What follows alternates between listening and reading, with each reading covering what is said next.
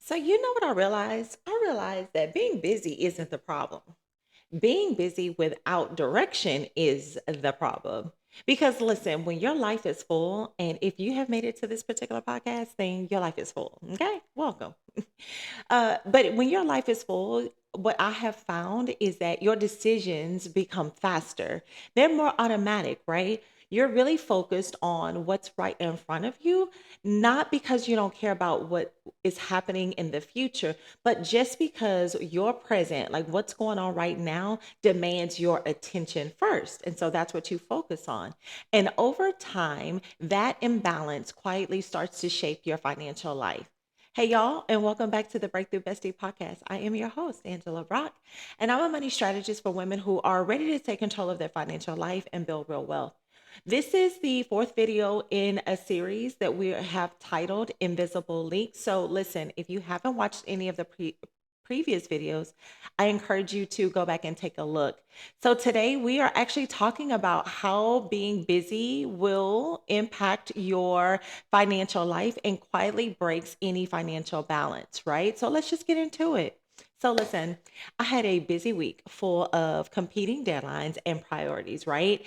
And then it dawned on me that when you are busy, when I'm busy, my goal isn't necessarily optimization, right? I am just trying to complete whatever is in front of me. I am solving all the problems, right? I am handling whatever responsibilities that I need to handle.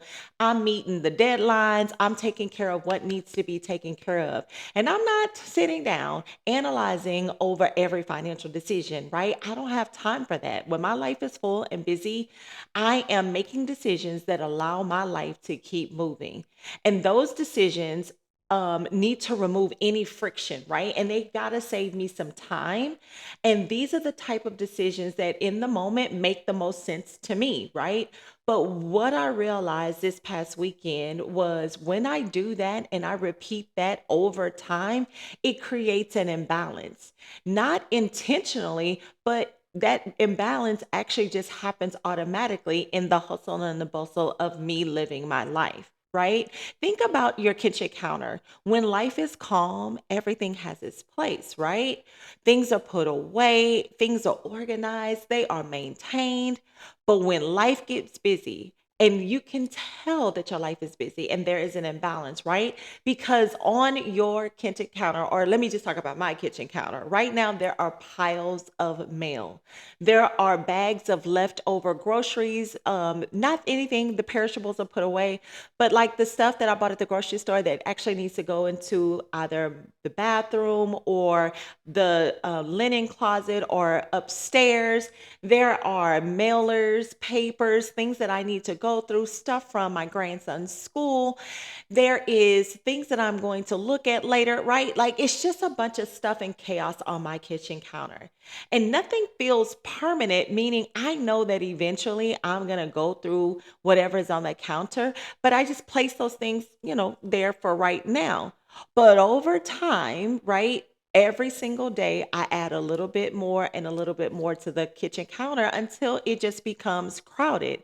That was never the intention, right? When you have a kitchen counter, you don't intend for it to be a dumping ground for things, right? You don't have the time, or I don't have the time to reset it immediately when my life is full. Well, your financial life works the exact same way. Busy seasons create temporary decisions, right? So, like temporarily, things are being stored on the kitchen counter because it's busy. But those temporary decisions, repeated consistently, become permanent patterns. So now everyone in a household, because of my busyness, have been trained that it is okay to put things on the kitchen counter and they can stay there for days on end, right? I would not have said that I chose this imbalance, right? No, but because imbalance formed quietly while my attention was elsewhere, this now is a pattern that not only I have, but I've actually subconsciously taught this pattern to the people in my household. Does that make sense? When you are busy, your decisions become reactive, right? You solve what's in front of you, you handle what's visible, you respond to what feels urgent, that creates stability. That feels like stability to you, but it also prevents any intentional expansion. What do I mean by that? Intentional decisions are what build future life, right? Let me say that again. The intentional decisions build your future life. Both feel productive, right? So when you have reactive decisions, they maintain what's current in your life. And then any intentional decision will build your future life. And they're both are going to feel react productive, but only one is going to create the opportunity for expansion. Balance isn't necessarily about doing everything perfectly, right? So when I talk about imbalance and things being on the kitchen counter, I'm not saying that everything has to be reset every single day, after every meal, after every grocery run, right? It's not. When I talk about imbalance and the opposite of that being balance, I'm not saying you need to do everything perfectly right, but it is ensuring that your money isn't only maintaining what is right in front of you, which is your present, but rather it is maintaining and also supporting your future. When your life is busy, maintaining takes over naturally, right? Because maintenance is visible, it's right in your face, it's immediate, and it's what's necessary. Whereas expansion is often quieter, right? And that is going to require some intentional attention because without it, maintenance will become permanent. And that's why you just are maintaining right now. And it's not something that you intentionally choose to do, but because you're busy, that busyness, that busy season reinforced it. This is why so many women reach a point where they realize, you know what, I have been working really, really hard for years, but I don't feel as far ahead as I expected to be at this age or, at this time in my life. And it has less to do with capability, but more to do with their financial life and how it was structured to maintain, not necessarily to expand. And again, maintenance doesn't ever feel like anything wrong because it feels like your life is stable. But you need expansion and you need the opportunity to slow down so that you can look at what type of life you want to have in the future so that your decisions can support that expansion, right? When you are so busy, that busyness quietly prioritizes the maintenance of your life. So I want you to ask yourself this question and answer it honestly. Where has my busyness been making financial decisions for me without me even realizing it? Where have I been choosing what's easier simply because my life is full and I'm busy in this season? And these are really great questions because busyness doesn't just affect your schedule, it's going to affect your financial direction, whether it's intentional or not. Whatever operates automatically long enough becomes the normal. The goal here is not to stop being busy, right? That's not the message. Because again, and I said this at the beginning, busyness isn't the problem. The goal is to stop unconsciously operating in a busy season for a long period of time.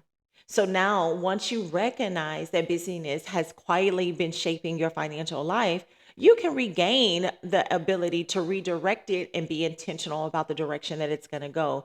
This doesn't mean that you now need to overhaul everything, right? But because you are aware, awareness restores control. It's not effort. So you don't need to just, take everything that you were doing and now throw 100% of your effort into this other direction. You need to become aware of this pattern and then adjust, not necessarily by restriction, just becoming aware and then adjust the behavior as you see fit.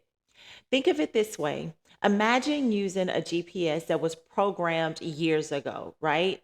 It would still get you somewhere, but it wouldn't necessarily reflect where you were trying to go right now. I think of Waze when Waze first started becoming very popular in my area.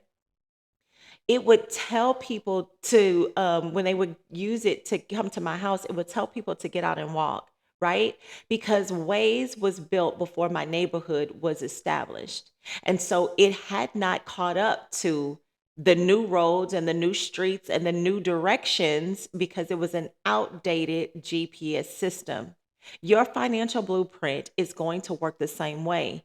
Whenever you created your financial blueprint or your budget, if it was done during seasons where you weren't as busy, when your priorities or your responsibilities or your attention was different, then it worked for them. But if you try to take that same blueprint or that same budget into a season where your priorities are different, where your life is a lot more full, where there's multiple schedules or things that you need to consider, if you don't update it, it'll get you somewhere, but it's not going to get you to exactly the life that you are praying for. It's not going to get you to exactly the investment portfolio that you desire because it's not necessarily programmed for your current goals, for your current vision. It's programmed with old patterns and behaviors. And the reality is, you have to go in and update the GPS. You have to tell it, hey, this is a new area. This is a new goal. This is a new priority. This is a new life that I desire. And I need you to update the factory settings to reflect that. Otherwise, you won't get there. Once you recognize how busyness has quietly shaped your financial balance, you begin seeing where maintenance has been replacing expansion. And that awareness is where the real change is going to begin. If this has helped you to see your money differently, I want you to anchor yourself in this truth. Your financial life is always moving, right? And that's a good thing, but you do need balance. Balance is what's going to determine whether it is moving in alignment with you or simply continuing on its own. Thank you so much for joining. If this has helped you to see your money differently, please subscribe so that you can continue building the habits that lead you to real wealth. Remember these two things. One, breakthrough starts when you decide to take control. And then two, wealth is not built by accident, it is built by the decisions that you make today. I'll see you next time.